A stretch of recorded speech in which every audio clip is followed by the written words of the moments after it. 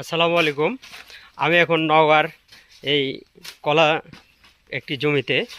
তো দেখেন এই জমিগুলোতে পূর্বে ধান চাষ করা হতো, তো এখন কলা চাষ করা হচ্ছে। তো বিগত সময়ে প্রচণ্ড বর্ষার কারণে ইরি মৌসুমে ধানগুলো নওগাঁর কৃষকরা বাড়ি উঠাতে পারে নাই, এই জন্য বিকল্প হিসেবে কলা চাষ করতেছে। তো আমি একটি জমিতে রয়েছি, এখানে একজন কলা চাষিও রয়েছে। তো ওনার মুখেই শুনুন কেন এই কলা চাষ করতেছে ধানের বদলে। হ্যাঁ, হ্যালো। আসসালামু হ্যাঁ, আলাইকুম।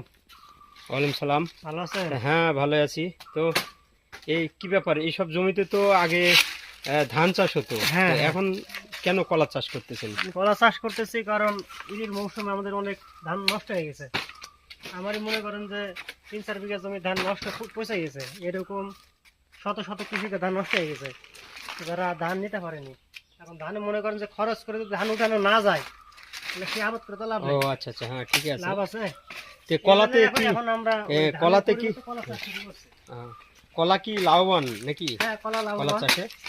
ও আচ্ছা প্রথমের আচ্ছা। দিকে একটু খরচ বেশি পড়ে, কিন্তু পরে সেটা আসলে পোষায় যায়, সমস্যা হয় না। ও আচ্ছা আচ্ছা। তো এক বিঘাতে কিরকম কলা বিক্রি হয়? হয় এটা আপনার ওই মোটামুটি ভালোই হয়। ধানের চাইতে দেখা যায় 3 গুণ টাকা পাওয়া যায়। ও আচ্ছা আচ্ছা। তো ধন্যবাদ।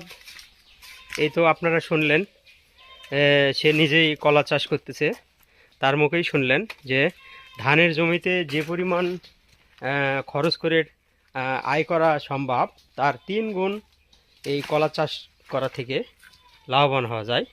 তো ধন্যবাদ। আপনারা সবাই ভালো থাকবেন, সুন্দর থাকবেন।